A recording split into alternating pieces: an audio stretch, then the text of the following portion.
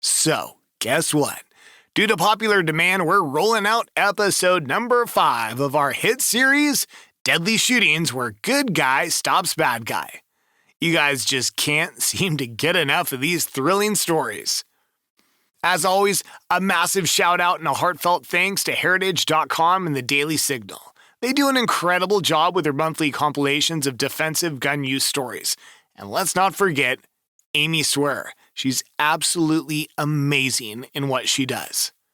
In today's episode, we've got 8 brand new edge-of-your-seat stories where a good guy with a gun steps in and saves the day. These are the kind of real-life heroics that often go unnoticed. And here's something you might find interesting. These stories rarely make it to the big news networks. You're unlikely to hear about them on channels like CNN or NBC. Why, you ask? Because of George Soros, that's why. It's a bit of a head-scratcher, huh?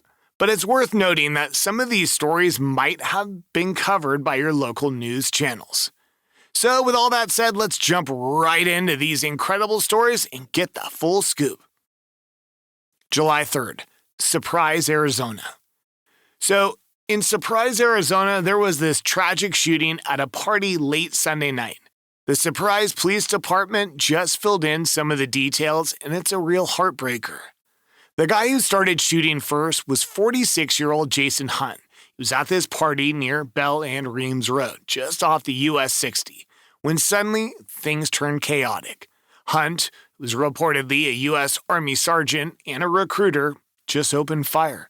Other people who were at the party returned fire, neutralizing this idiot. Neighbors said Hunt wasn't even supposed to be at the party. He just showed up, grabbed some food and drinks, and then, out of nowhere, started blasting away. He just came over, went inside. He basically went inside, sat there. So, of course, the homeowner offered him a plate, and he ate. Not even 10, 15 minutes later, he got up and he started shooting. He didn't say a word. The worst part, there were kids around when all this went down. Hunt, along with 2 other people, unfortunately ended up dead. 4 others got hospitalized, but there's no word on how they're doing now. Ruth Gonzalez, Navarro's wife, sharing this chilling account, she was sitting there when Hunt walked in, sat across from her, and just started shooting. She had to crawl to safety. Hunt was a total stranger to them. Didn't even say a word before he started firing. Now, Gonzalez is left grieving her husband, a father of her 4 kids. She's calling for justice, but knows it won't bring him back. It's sad how it all went down, but she and her kids are still alive. So there's that. August 16, Lexington, South Carolina. There's this wild story that's been making the rounds. It's about a guy who had to defend his home and his family. Turns out the law's on his side. Here's the scoop. Early one morning, like 5 a.m. early, the Lexington police get this frantic call about a home invasion happening right then and there. When they show up, they find a dude in the driveway, shot up but alive. His wife's there too. And get this, their kids were in the house when all this went down. Inside the house, the cops find 33-year-old Matthew Lewis Stanfield from Colorado. And he's not just injured, he's dead, shot multiple times. Now here's where it gets even crazier. Stanfield, the dead guy, is actually the brother-in-law. He's had a beef with his sister, the homeowner, and had threatened her before. That morning, he tries busting into their place. First the front door, then the garage, and finally crashes through a side door. The husband, who's now in a full-on home defense mode, gets into a shootout with Stanfield. Both guys get hit, but the husband's injuries aren't deadly. The police dug up some seriously alarming stuff about Stanfield. The guy brought a rifle, had a bag loaded with extra ammo, a ballistic vest, and more. They even found flex cuffs and a metal chain on him, like he was planning something big. In the end, the 11th Circuit solicitor checked out all the evidence and called it a justified act of self-defense. August 20th, Ontario, Oregon. This happened for real on a Saturday in Ontario, just north of the city limits. A home intruder named Terry Lee Martz, a 67-year-old guy with a seriously shady past, decides to pull a home invasion. Now, Martz isn't just your average Joe. He's been on Idaho's most wanted list since October 2020, with a rap sheet that includes kidnapping, rape, and sexual abuse of a minor. Plus, he's been dodging parole and failing to register as a sex offender. Fast forward to the invasion. It's around noon. This guy just waltzes into someone's home through an unlocked door. Inside, the lady of the house is just chilling, reading in the living room while her husband's out in the shed. When the husband comes back inside, he finds Martz in the kitchen, pointing a gun at him. Get this, Martz demands the guy make him a sandwich. Yeah, a sandwich. After making it, the husband checks on his wife, tells her they've got a guest, then sneaks off to grab his shotgun.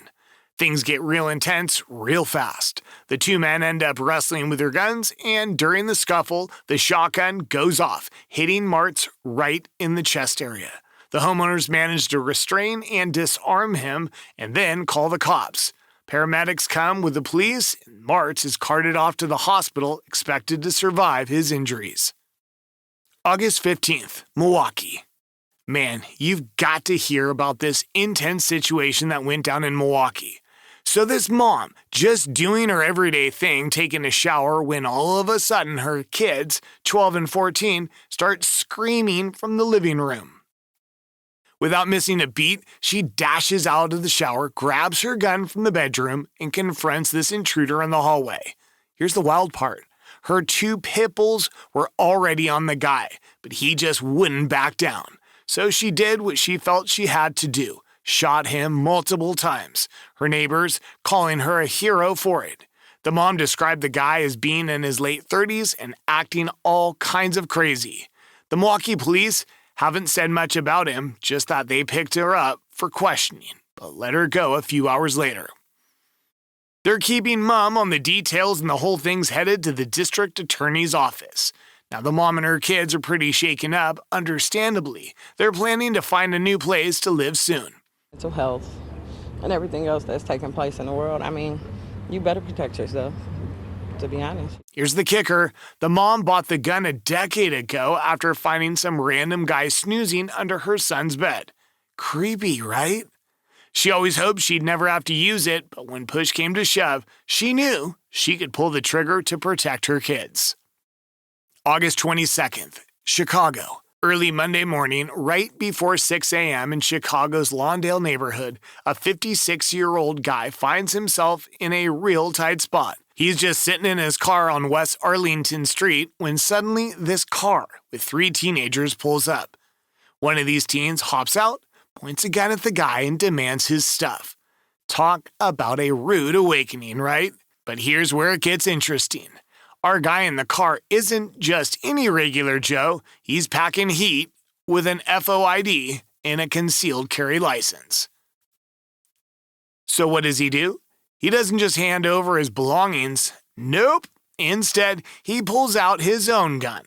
A struggle kicks off, and he starts firing. The teen's car tries to make a getaway but ends up crashing nearby. The aftermath? Pretty messy. The driver, a teen, gets a gunshot wound to the head and ends up in critical condition at Mount Sinai Hospital. Another kid in the back seat breaks his leg in the crash, and the third, he's found a few blocks away, shot in the shoulder and in serious condition at Stroger Hospital. All these suspects are young, like between 15 and 18 years old. As for the guy they tried to rob, he walks away without a scratch. It's a crazy story. One of those where you're glad the good guy's okay, but you also can't help but think about how young those kids were. August 7th, Middleton, Ohio. An Amazon delivery driver had a real intense day on the job this past Sunday. The driver, Gino Grove, a family man with 3 kids, wasn't taking any chances. Middleton Police Chief David Burke said Grove was clearly scared out of his mind. So what does he do? He pulls out a gun and shoots the knife-wielding guy, Christopher Roberts, right in the leg. But here's how Grove tells it. I see a guy running full speed at me. He's yelling. He's like, knife fight, knife fight. And I look, and he has this big blade in his hand. He's minding his own business when this dude comes sprinting at him, screaming, knife fight, knife fight. And oh boy, he wasn't kidding. Roberts was holding this big blade and had this wild look in his eyes. Grove's like, "Stop, stop, stop!" But Roberts keeps coming at him, knife in hand, eyes all bugged out. So Grove shoots him in the leg, but Roberts barely even flinches. Grove was absolutely terrified and was just trying to make it home to see his family again. "If I didn't have my firearm, I wouldn't be here," he said. "My family would be planning my funeral." After getting shot, Roberts ran off but was eventually found by the cops and taken to Atrium Medical Center. He's now facing some serious charges. August 3rd, Indianapolis. It's one of those crazy early morning stories. So it's just before 4:30 a.m. and the Indianapolis Metropolitan Police Department gets this call about a shooting over on Tapp Drive, right near Cumberland. Turns out to be a self-defense situation during an apparent robbery attempt. A homeowner's daughter and her boyfriend are just chilling in their car when suddenly at least two suspects yank open the car door trying to rob them at gunpoint. These two victims, they didn't want their faces on camera, but they shared that this whole terrifying ordeal lasted just a few seconds, fast and frightening for sure. When the police get there, they find this 16-year-old guy, Armani Presswood, already down and out, later pronounced dead right there. Turns out, he was armed. Here's what went down. According to the cops, Presswood and maybe a couple more guys approach the car. Shots get fired, and Presswood ends up getting hit. IMPD's thinking it's all due to an attempted robbery gone south. July 17, Greenwood, Indiana. A regular Sunday at the Greenwood Park Mall turned into a nightmare when a gunman started shooting in the food court. But here's the twist. This story could have been a whole lot worse if not for a 22-year-old guy named Elijah Dickin. Dickin, just out for a mall trip with his girlfriend, was packing a concealed pistol, all legal and above board. And when this gunman, armed with a rifle, starts his rampage, Dickin jumps into action almost instantly. The guy's quick thinking and action made him an instant hero. Greenwood's police chief, Jim Eisen, is all praise for Dickin. He's calling him a hero who acted with bravery and skill, saving who knows how many lives. Despite having no formal training in law enforcement or the military, Dickin handled the situation like a pro. The chief says Dickin was proficient and tactically sound, managing to hit the gunman from a distance. While taking down the shooter, he even motioned for others to get out safely behind him. The whole shootout was over in just 2 minutes. Before that, the gunman, identified as 20-year-old Jonathan Douglas Sapperman, had spent over an hour in a mall restroom assembling his weapon. Dickin, after stopping the shooter, handed himself over to the mall security and worked with the police, even getting handcuffed and questioned at first. Chief Eisen summed it up. Many more people would have died last night if not for a responsible armed citizen. Sapperman, the shooter, was a bit of a loner, recently evicted, and had been practicing at a shooting range for the last 2 years. Tragically, 3 people were killed, including a married couple, and 2 others were wounded. But thanks to Dickin, it wasn't the massacre it could have been. Just a regular guy at the mall making a huge difference.